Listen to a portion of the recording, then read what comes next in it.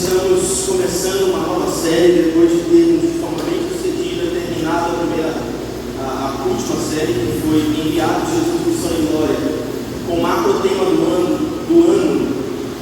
o tema geral do ano. Todas as séries das mensagens, elas se relacionam com essa ideia de que nós precisamos fugir dos clichês, ser igreja fora das quatro paredes. Nós não podemos acreditar em uma fé que não se envolve com os problemas feios e desafiadores da cidade. E como não poderia ser diferente, a série que começa hoje e que se desenrolará pelas próximas 6 semanas também irá tratar a respeito desse macro tema de nós vivermos a nossa fé para fora. A série que começa hoje se chama Guia Prático para a Vida Cristã. O Guia Prático para a Vida Cristã. E eu começo com a seguinte frase: nós não venceremos o pecado sem entendermos a sua anatomia e como ele funciona para nós e em nós. E a primeira coisa que nós precisamos entender é que o pecado nunca entrega aquilo que ele promete. Essa série é uma série prática de ensino, começando pelo livro de Tiago, do apóstolo Tiago, onde nós iremos falar a respeito de coisas práticas da vida cristã. Então eu peço que você abra sua Bíblia em Tiago, capítulo 1. Tiago, capítulo 1.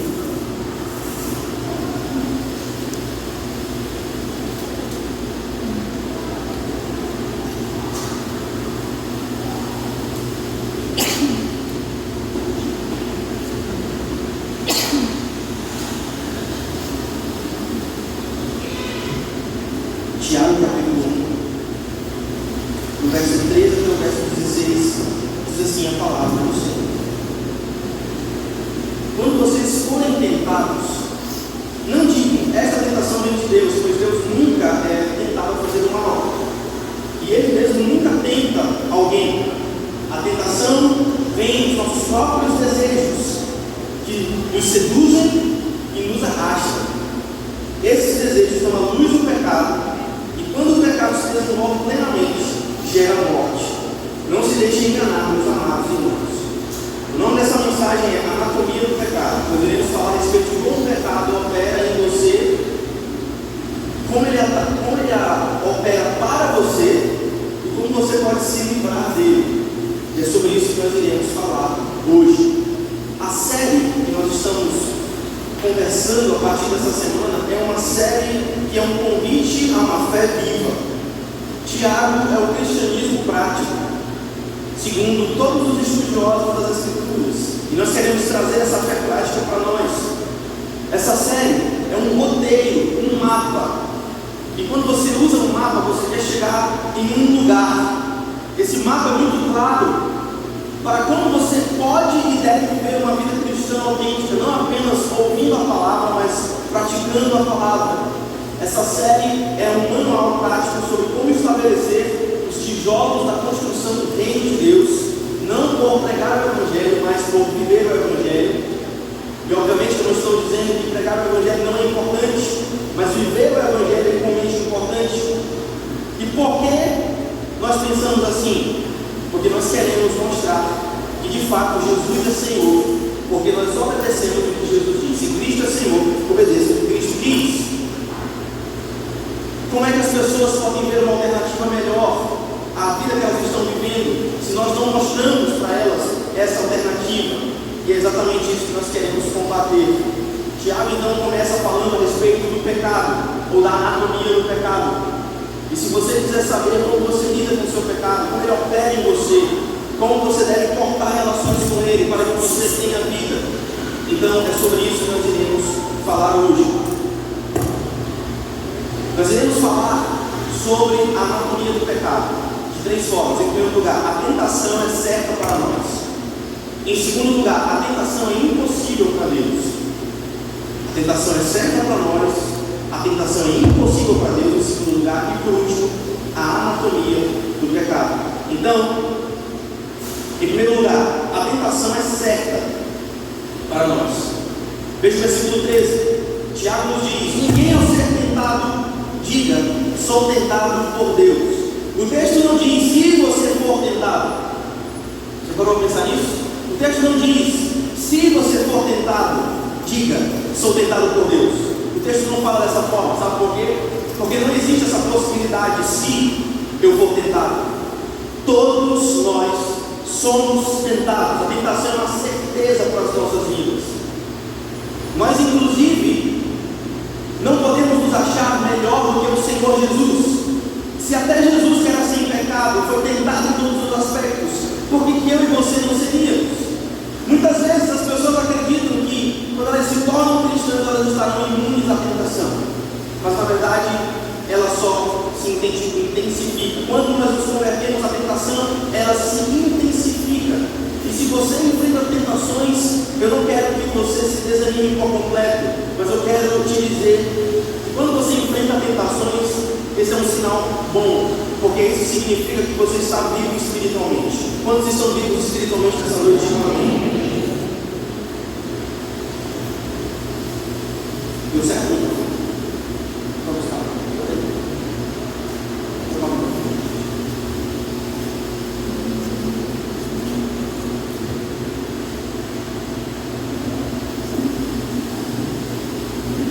Amém.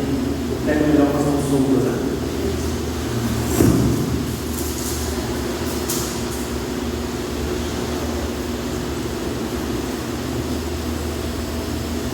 Quantos estão vivos espiritualmente, amém? O inimigo não precisa investir esforço em quem já está distante de Deus. Se o inimigo já tem você, ele não precisa esforçar-se para fazer com que você se perca, você já está perdido. Mas aqueles que estão vivos espiritualmente são o alvo de Satanás, porque ele quer fazer com que você caia, e a coisa que Satanás mais quer na vida dele é fazer você pecar. Porque se ele consegue fazer você viver uma vida de pecado, ele faz com que você viva uma vida miserável. E embora a tentação seja uma certeza, eu quero te dar a primeira boa nova dessa noite, é que se você está sendo tentado, Deus te dará força para vencer essa tentação. Quando a tentação aumenta, a força de Cristo em nós também se fortalece. Afinal de contas, o poder de Deus se fortalece e se manifesta na nossa fraqueza. Nós não enfrentamos as batalhas sozinhos, como o apóstolo Tiago também nos lembra no versículo 12 desse capítulo 1. Feliz é aquele que persevera na tentação, porque depois de aprovado, ele vai receber a coroa da vida. Portanto, apesar das lutas, existe uma recompensa gloriosa para aqueles que se mantêm firmes. A pergunta que eu faço para você nessa noite é: você está buscando essa recompensa? Você está buscando essa recompensa? Mas não somente a tentação é certa, como a tentação é impossível para Deus. A tentação é certa para nós. Todos nós não se fomos tentados, mas com certeza seremos tentados. Mas a segunda verdade que nós queremos explorar nessa noite é que, ao mesmo tempo em que a tentação é uma certeza para mim e para você, a tentação é uma impossibilidade para Deus. É absolutamente impossível para Deus a quem você serve ser tentado. Tiago 1,13 nos lembra que é impossível que Deus seja tentado pelo mal. Deus é perfeito em santidade. Ele é completamente separado do pecado. Inclusive, esse é o significado da palavra santo. O significado da palavra santo, ele se bifurca. Ele tem dois significados. Em primeiro lugar, a santidade de Deus diz respeito à sua perfeição moral. Deus é santo e por isso ele é diferente de nós, porque nós somos pecadores e ele não. Então esse é o primeiro significado da palavra santidade. Mas existe um segundo significado da palavra santidade, que não diz respeito à perfeição do caráter de Deus, mas que diz respeito à diferença do caráter de Deus e da substância de Deus em relação a nós. Em outras palavras, Deus não é constituído do mesmo material que nós. A nossa matéria é corrupta, a nossa matéria é caída e depravada. E a matéria de Deus é uma matéria incorruptível. Então esse é o segundo significado da palavra santo. Isso significa que não existe nada que Satanás possa fazer para tentar a Deus. Não existe absolutamente nada que Satanás possa fazer para fazer Deus pecar. pois Deus é completo em si mesmo. Deus é uma unidade una, por assim dizer. Não existe absolutamente nada do que Deus precise. Deus não possui necessidades e, portanto, não possui vulnerabilidades que possa justificar uma tentação no caráter de Deus. Quantos entendem aqui no amém? Além de ser impossível que Deus seja tentado, é igualmente impossível que Deus tente alguém. Em primeiro lugar, nós vimos ainda há pouco que a tentação é uma certeza para nós. Todos nós seremos tentados em algum momento da nossa vida. Em segundo lugar, a tentação é uma impossibilidade para Deus. Não existe nada que possa tentar Deus para fazê-lo cair. Mas ao mesmo tempo que não existe nada que possa tentar Deus para fazê-lo cair, Deus mesmo não tenta ninguém. Tiago 13. Deus não tenta ninguém. O versículo é explicativo. E essa verdade, queridos, é fundamental, pois ela nos livra da ideia errada que muitos têm de que Deus nos colocaria em uma situação que nos faria pecar. E muitas pessoas dizem: meu Deus, eu pequei porque Deus me colocou nessa situação. Isso simplesmente não existe. Deus não tenta ninguém. Deus pode testar a nossa fé, mas isso é completamente diferente de Deus nos tentar. Faz sentido? Deus testa a nossa fé e muitas vezes Ele permite que passemos por situações difíceis, ou então ordena que passemos por situações difíceis, para que a nossa fé seja purificada. Tiago fala isso, inclusive. Mas é impossível que Deus tente você. É impossível que Deus coloque você em uma situação que Ele sabe, por causa da sua onisciência, que você não vai conseguir suportar e vai cair em tentação. Isso é absolutamente impossível. Logo, o problema não está em Deus, o problema está em quem? Em nós. Desde o jardim do Éden, o ser humano tem uma tendência de culpar a Deus pelos seus pecados. Então, quando Adão come do fruto que o Senhor expressamente o havia proibido, Adão, como no passe de mágica, desenvolve uma desculpa para dar para Deus. E ele diz, quando Deus o confronta, ele diz assim: Adão, quem te fez saber que tu estavas nu? Quem te deu consciência do bem e do mal? Adão, por que tu desobedeceste a minha palavra? E Adão responde: a mulher que o Senhor me deu. Aí é ruim, né? A mulher que o Senhor me deu. Em outras palavras, Adão estava culpando, em outras palavras, a sua mulher e o próprio Deus, em última análise. Porque quem deu a mulher para Adão? Deus, né? Então, se Adão pecou, se Adão descobriu que estava nu, ao ter conhecimento do bem e do mal, e quando é confrontado, culpa a sua mulher e o Deus que deu a sua mulher, no fim das contas, Adão está terceirizando a sua culpa para Deus. E isso é um pecado terrível. Adão estava culpando Deus, ou seja, em vez de assumir a sua responsabilidade, muitas vezes você e eu desviamos a nossa culpa. E hoje, não é necessariamente a gente culpa a Deus ou as pessoas, mas isso continua acontecendo hoje. Isso com certeza continua acontecendo hoje. Hoje nós não culpamos Deus, mas nós culpamos a sociedade. E hoje nós temos uma coisa chamada vítimas da sociedade. É o criminoso que ele não consegue assumir a responsabilidade dos seus próprios atos e ele vai culpar as circunstâncias da sua vida. Quantos conhecem esse discurso? Hoje em dia nós temos esse discurso na sociedade. As pessoas não querem assumir as suas responsabilidades. Pastor, foi o bairro que eu cresci. Pastor, foi o jeito que mamãe educou, né? Não é isso que as pessoas dizem? Eu busco isso o tempo todo no discipulado. Foi o jeito que mamãe educou. Ah, não, pastor, você não sabe pelo que eu já vivi. Foi as circunstâncias da minha vida, ou seja, terceirizando o tempo todo a culpa. As coisas não funcionam assim, sabe por quê? Pois o pecado é sempre uma escolha pessoal. Diga para a pessoa que está do seu lado: o pecado é sempre tua escolha.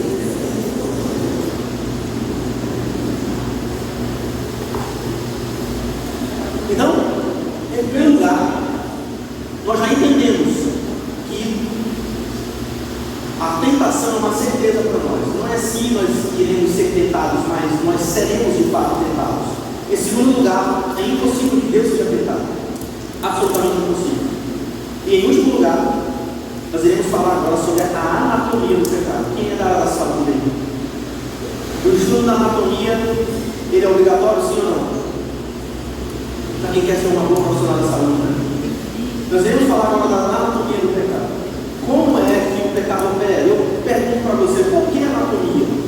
Porque o Tiago, o apóstolo Tiago, deixa claro que o pecado não é algo externo, o pecado é algo interno. O pecado é um processo interior. Ele vem de dentro de nós.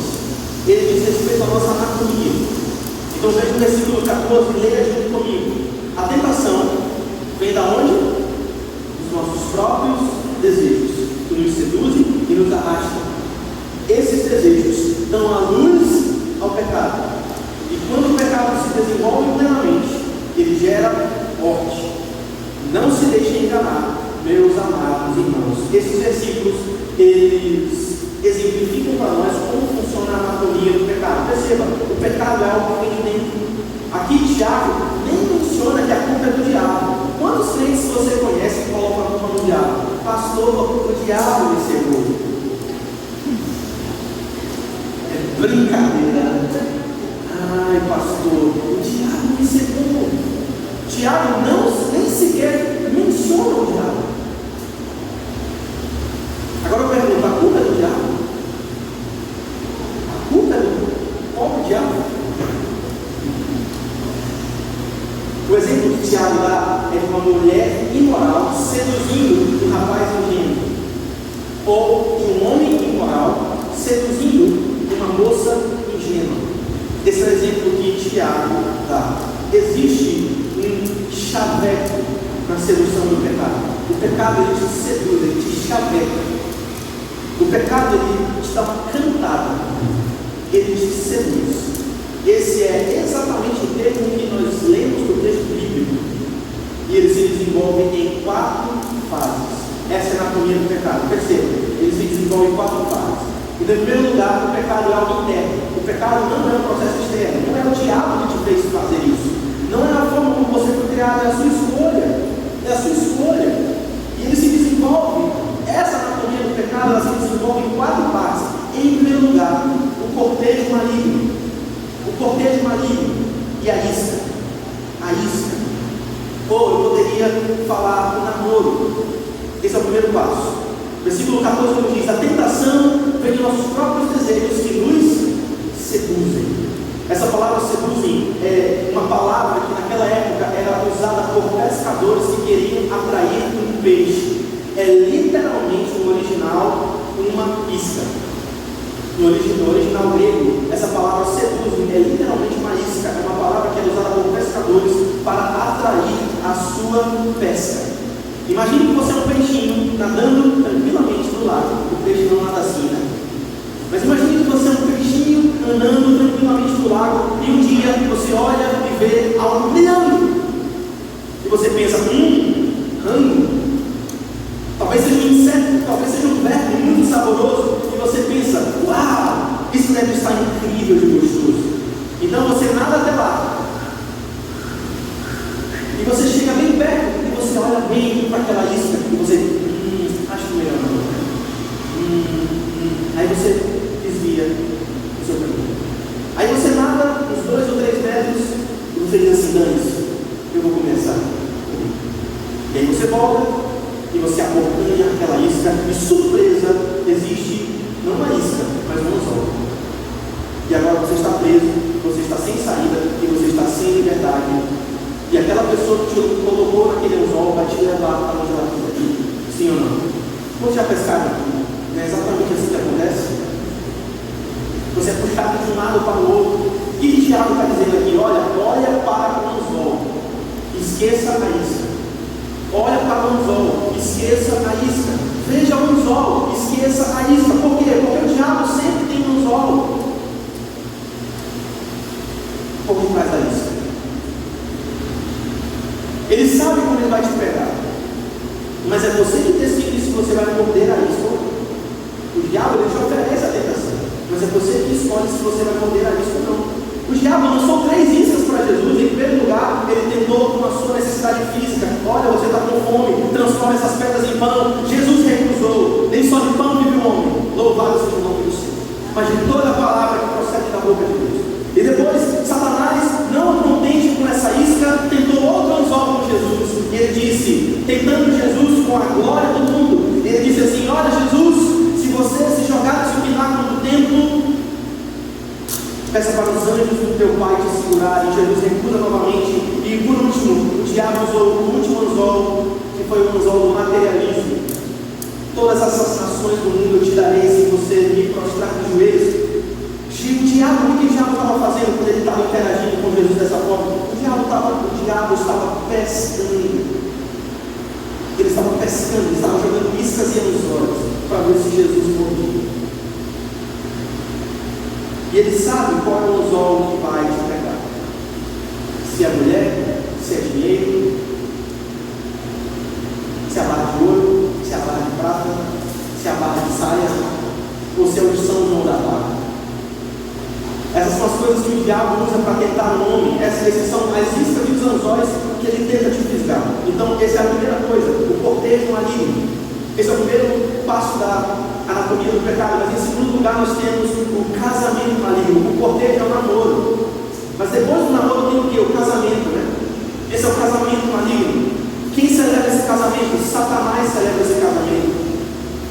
Versículo 14: a tentação vem dos nossos próprios desejos, que nos seduzem, que é a primeira palavra-chave, e nos arrastam. Essa palavra significa literalmente prisão.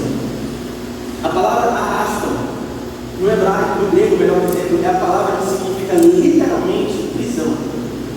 Perceba, nem sempre, quando existe tentação, existe pecado. Como se entende isso? Você ser tentado não é você estar em pecado. Em outras palavras, ninguém consegue evitar que o diabo lance as suas iscas na sua frente. Mas se você acompanha aquela isca, se você diz aceito para esse casamento, você tem um casamento maligno. Todos vocês que são casados, vocês passaram por uma cerimônia religiosa, a maioria de vocês pelo menos, e o ministro que tem autoridade para casar vocês perguntou: você aceita essa pessoa? Aceito. Você aceita essa mulher? Aceito. Você aceita esse marido? Aceito. E o que acontece no casamento maligno? Satanás coloca a isca diante de você. E se você diz aceito para essa isca, um casamento maligno acontece. E quem é o pastor dessa cerimônia? Satanás é. Esse é o segundo passo da anatomia do pecado: o casamento maligno. Você diz aceito do pecado. Em primeiro lugar, você tem um cortejo. Ele joga a isca, mas você não necessariamente aceitou aquela isca. O segundo passo da anatomia do pecado é o casamento maligno. Depois que já passou do namoro com o pecado, você aceita ele. E eu quero que você entenda nesta noite: toda vez que você aceita um namoro, aceita um casamento com o seu pecado, quem está presidindo essa cerimônia é o próprio Satanás.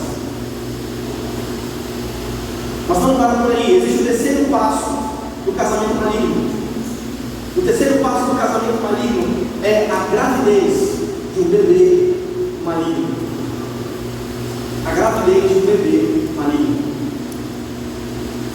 Do casamento seu com o seu pecado nasce um filho. Do casamento seu com o seu pecado nasce um filho. Versículo 15: esses desejos dão a luz ao pecado. A concupiscência, quando concebida, faz o pecado nascer. Vou repetir 3 vezes. A concupiscência, quando concebida, faz o pecado nascer. A concupiscência, quando concebida, faz o pecado nascer. Quando você diz aceito para ele. No início, não parece tão ruim. Você conhece alguém que peca e ainda se orgulha do seu pecado? Você conhece alguém assim? Não, eu faço mesmo. Não, eu vivo assim mesmo. Não, ninguém pode me dizer o que é certo e o que é errado. Eu sou o dono da minha vida. Não ouço me dizer o que eu devo fazer. É uma pessoa estúpida, é uma pessoa tola, é uma pessoa insensata. Ela peca e ainda se regozija no seu próprio pecado. Afinal de contas, quando o bebê nasce, é uma ocasião feliz. Sim ou não? Quando uma criança nasce, você se alegra. Muitos até se orgulham dos seus pecados quando eles nascem. Você conhece gente que peca e vive se divertindo no seu pecado? E a Bíblia nos fala dos prazeres do pecado. O bebê, quando nasce, ele é bonito, mas ele é um bebê maligno. É um bebê que parece bonito. Isso aqui é sabedoria de Deus para a tua vida. pecado te promete muitas coisas, mas o pecado jamais entrega o que promete. O pecado te promete muitas coisas, mas ele jamais entrega o que ele promete. Pelo contrário, ele sempre te engana. O pecado sempre te engana. Mas não para por aí. Temos o quarto passo da anatomia do pecado. Em primeiro lugar, você tem o poder, que é a isca. O diabo coloca a isca diante de você. Você está sendo tentado. Em segundo lugar, tem o aceite, tem um casamento maligno. Você diz: eu aceito esse pecado. Em terceiro lugar, tem a gravidez do bebê maligno, que é quando a concupiscência, quando concebida, faz o pecado nascer. E no início, esse pecado parece uma coisa bonita, porque quando os bebês nascem, eles são fofinhos, mas eles só parecem bonitos. Por último, nós temos o quarto passo da anatomia do pecado, que é o nascimento desse bebê. Em terceiro lugar, nós temos a gravidez desse bebê. Como vocês estão entendendo até agora o que eu estou falando?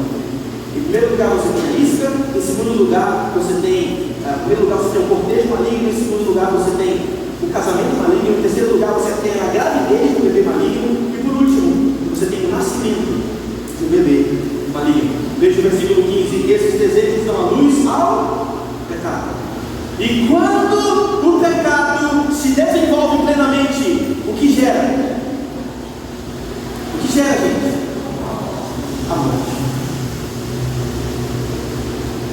Quando o pecado se desenvolve plenamente, ele gera a morte. Esse é o estágio derradeiro da anatomia do pecado. Ele nasce como uma isca, ele se torna um casamento maligno. Depois você tem a gravidez desse bebê maligno. E por último, quando esse bebê maligno nasce, você morre. Você morre. Queridos, eu pergunto para você nessa noite: qual é o motivo? Preste atenção nisso aqui. Qual é o motivo pelo qual as pessoas não têm medo dos próprios pecados? Você consegue explicar isso? Por que as pessoas não temem os próprios pecados? E a resposta é: as pessoas não temem os próprios pecados porque elas não enxergam longe o suficiente. Elas não enxergam bem o suficiente. Elas não enxergam, se eu for colocar essa frase de outra forma, suficientemente bem. Existe um versículo bíblico que nos diz: aquele que começou a boa obra, aquele que começou a boa obra, há de completá-la, sim ou não, até o dia de Cristo Jesus. Mas deixa eu te dizer uma coisa que vai deixar o seu coração temeroso. Existe uma versão maligna desse versículo. Vou repetir. Existe um versículo bíblico que diz: aquele que começou a boa obra em você vai completá-la até o dia de Cristo Jesus. Mas eu quero dizer para você, para que você tenha temor no seu coração nessa noite, existe uma versão maligna desse versículo. O diabo que começou uma terrível obra na tua vida vai terminá-la. Se você vive em desobediência, se você vive pisando no sangue da graça, se você não ama a lei de Deus, se você vive uma vida de escárnio, o diabo ainda não terminou com você.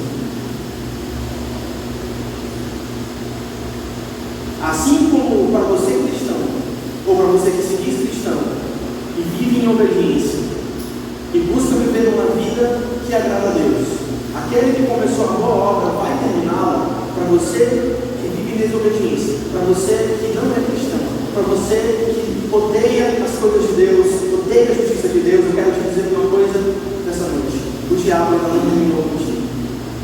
Sabe por quê? Porque o produto final do pecado é a morte.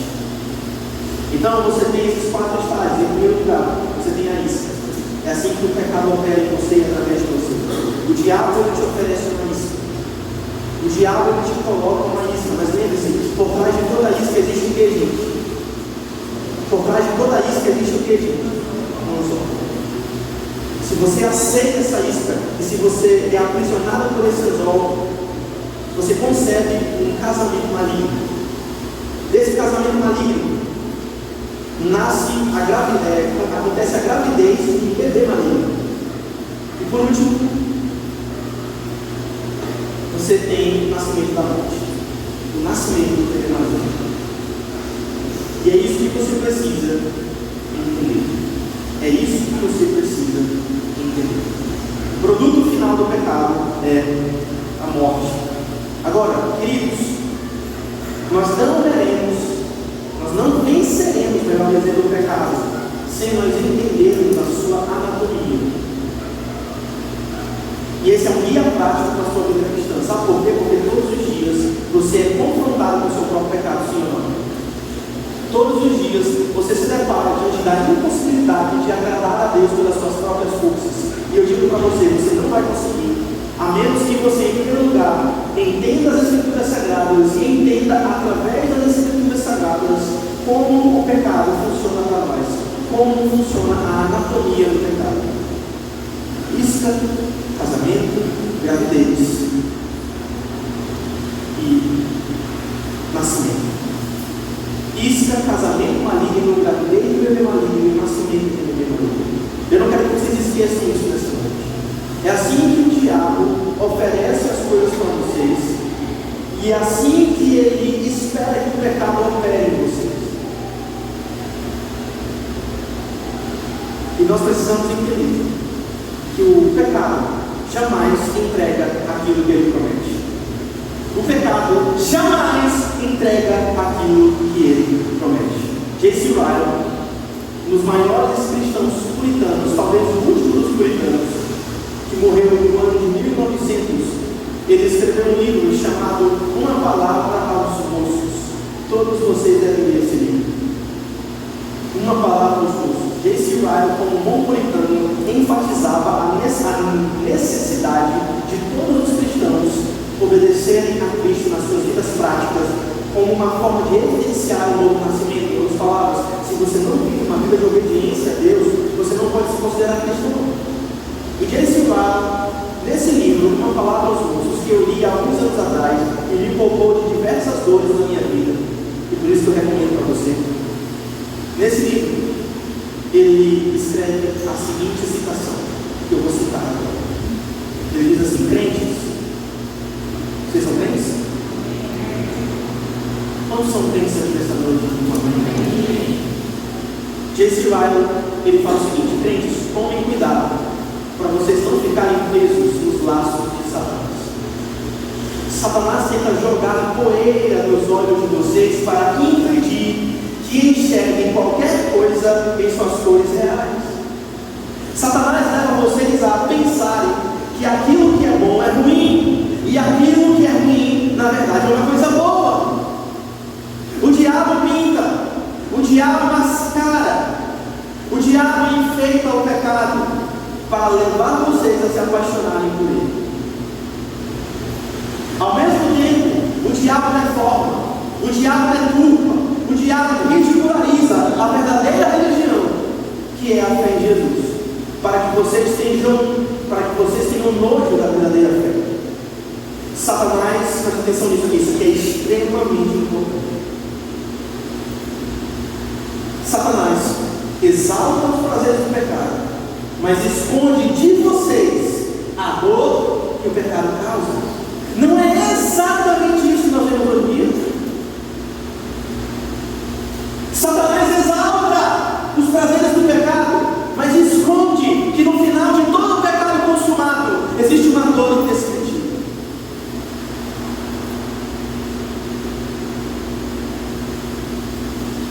É por isso que todo comercial de cerveja tem uma mulher seminua.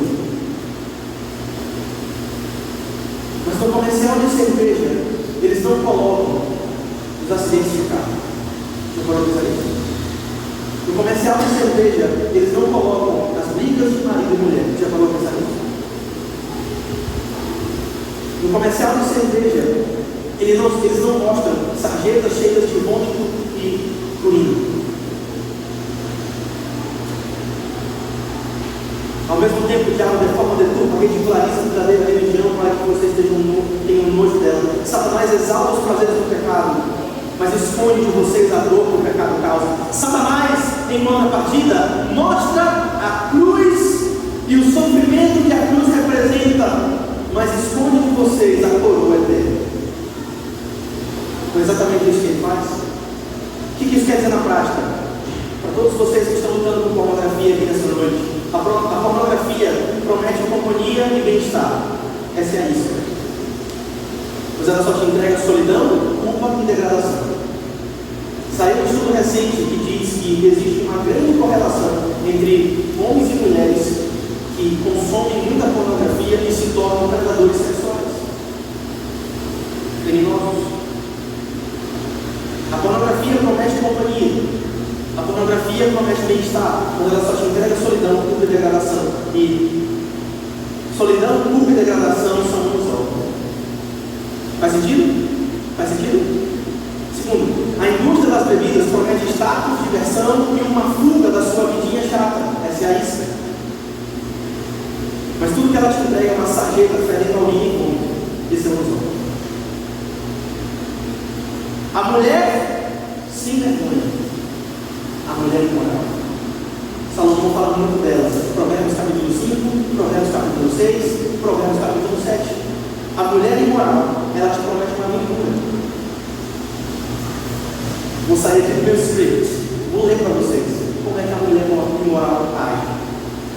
Quem quiser abrir na Bíblia aí, Provérbios capítulo 5.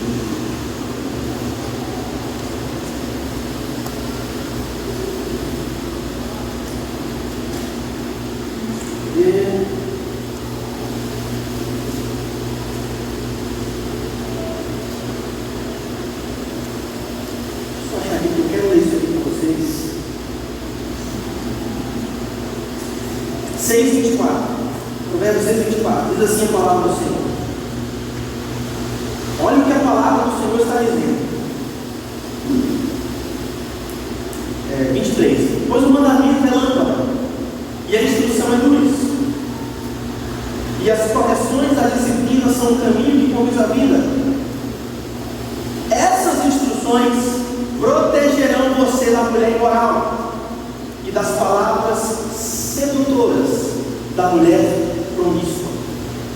A mulher promíscua, ela fala com a boca de manteiga, ela te promete aventuras. E o homem promíscuo também. O homem promíscuo, ele diz assim: eu gosto tanto de você. Seu marido não te dá atenção, né? Ele não sabe o que ele está perdendo. Perceba. Pois a prostituta o levará à pobreza, mas dormir com a esposa do outro lhe custará sua vida. Pode um homem carregar fogo junto ao peito sem que a roupa se queime? Pode alguém caminhar em cima do fogo sem que seus pés se queimem? Assim acontece com quem dorme com a mulher do outro. E se a mulher não é de outro marido, é de Deus, né? Para quem está fornicando aí. Se ela é da sua mulher, ou ela é de outro homem, ou ela é de Deus. Pode-se encontrar desculpa para o ladrão que rouba porque está com fome. Ainda assim, se você for apanhado, terá de pagar 7 vezes o que roubou. Mas o homem que comete adultério não tem juízo, pois destrói a si mesmo. Será ferido e desonrado, e sua vergonha jamais se apagará. Porque o marido ciumento ou a esposa ciumenta ficará furioso ou furiosa e não terá misericórdia quando se vingar. Não aceitará compensação alguma, nem se satisfará com os presentes dos mais valiosos. A mulher imoral, o homem imoral te promete aventura, essa é a isca. Mas ela vai te entregar uma sarjeta perdendo a luna e a fogo. Ou, perdão, a mulher imoral te promete uma aventura, mas ela te entrega um casamento destruído, provavelmente uma doença venérea, uma AIDS, uma sífilis, e dívida, sabe por quê?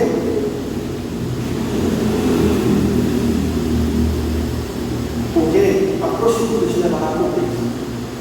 É isso que a palavra do Senhor diz. Por último, o pecado, quando ele amadurece, gera morte. Tiago, capítulo 1, versículo 15. Mas o Evangelho te oferece um caminho infinitamente diferente. Louvado seja o nome do Senhor. Essa é a anatomia do pecado. Vamos entender o que eu preguei aqui nessa noite. O pecado começa com uma isca, versículo 13, versículo 14, parte 1, quer dizer, depois ele vira um casamento maligno, depois ele vira uma gravidez de um bebê maligno, e depois ele se torna um bebê maligno, que é a morte. Agora, perceba, somente Cristo pode nos satisfazer. A mulher imoral, ela não vai entregar o que ela promete. O homem imoral não vai entregar o que ele promete. O homem que não teme a Deus, ele não vai entregar o que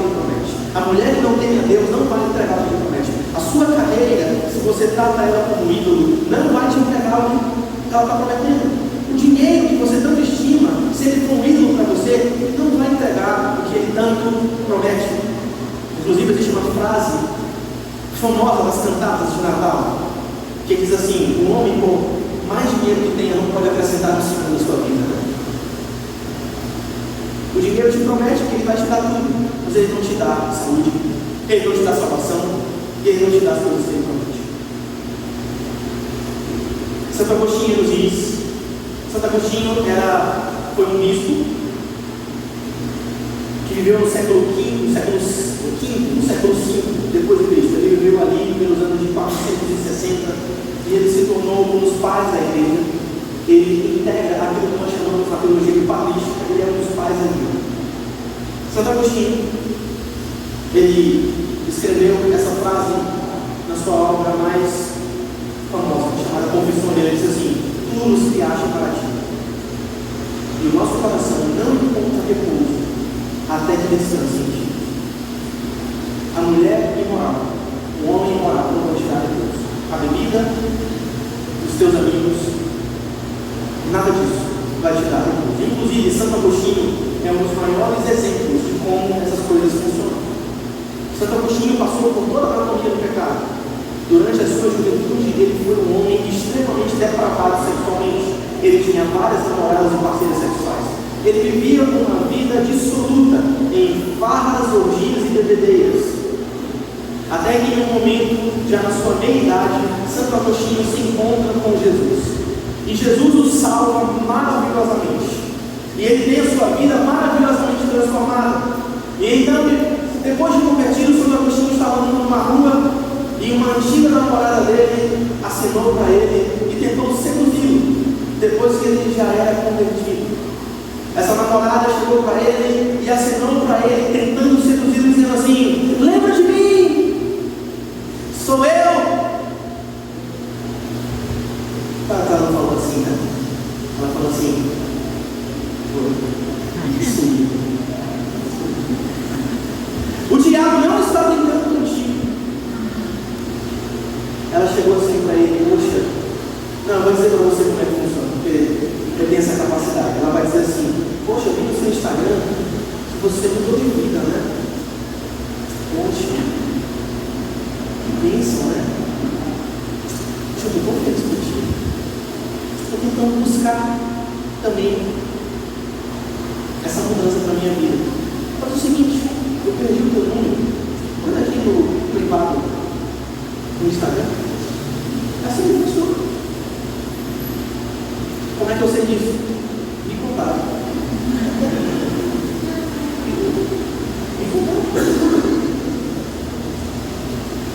Essa antiga namorada de Santo Agostinho abordou na rua e disse assim para ele: lembra de mim? Sou eu. Você consegue acreditar no que Santo Agostinho respondeu a essa mulher? Ele diz assim: sim, você pode até ser você, mas eu não sou mais eu. Cristo vive. Querido, o pecado vai chegar para você e vai dizer assim: lembra de mim? Sou eu. Mas você vai responder pelo seu pecado: você pode até ser você, mas eu não sou mais eu, porque Cristo vive em mim. E tudo que você precisa fazer nessa noite é clamar pelo nome poderoso de Jesus. Pode botar o nome de Jesus ali para a gente tocar daqui a pouco. Clame pelo nome poderoso de Jesus, porque diz assim a palavra do Senhor: todo aquele que invocar o nome do Senhor será salvo. Romanos 10:13. Não se trata apenas de acreditar que Jesus existe, mas se trata de confiar nele de todo o coração. E a pergunta que eu faço para você nessa noite é: você está disposto a dar esse passo de fé? Clame pelo nome poderoso de Jesus, porque todo aquele que invocar o nome do Senhor será salvo.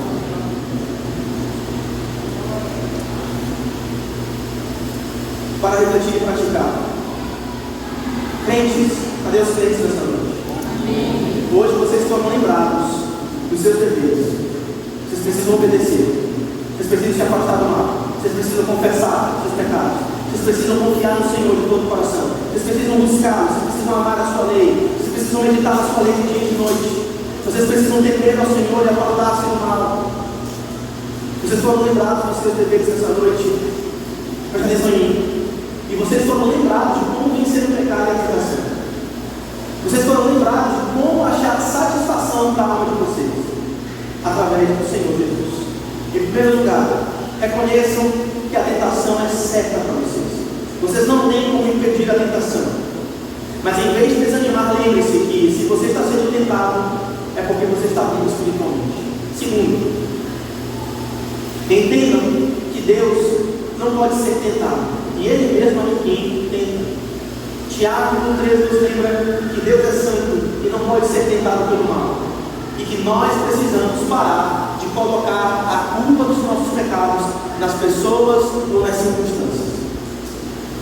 Isso é a pessoa que está do seu lado. Para de migué. Para de migué. Assuma a responsabilidade da sua vida. Assuma o controle da sua vida. Submeta a sua vida a Jesus e viva uma vida de vitória. Deus não pode ser tentado e Ele mesmo é quem tenta. Isso é sabedoria de Deus para a tua vida nessa noite. Pare de culpar Eva. Pare de culpar Deus. Pare de culpar as circunstâncias. Pare de culpar a sociedade. Assuma a responsabilidade dos seus pecados. Seja um homem de virtudes, uma mulher de virtudes. E por último, lembre-se, pode passar. Aprendam a anatomia do pecado. A partir de hoje, vocês vão identificar de cara como é que o pecado opera em vocês para tentá-los e derrubá-los. Ele vai oferecer uma isca, mas lembre-se, por trás de toda isca tem o quê? Um anzol. Segundo, se você diz para essa isca, eu aceito, e você abocanha ela, você está preso em casamento maligno. E esse casamento maligno, quem ministra é Satanás. E se você casou com o seu pecado, vocês vão ficar grávidos de um bebê maligno. E por último, se esse bebê maligno nascer, você morre. E eu lembro da advertência que eu dei. Existe um versículo que diz: aquele que começou a boa obra vai terminá-la. Mas isso é só para aqueles que obedecem a Deus, amam o Senhor. Se você não ama o Senhor, se você não obedece a palavra, se você não tem prazer nas coisas de Deus, o diabo vai terminar essa obra. Eu quero te deixar com essa palavra de advertência. Perceba.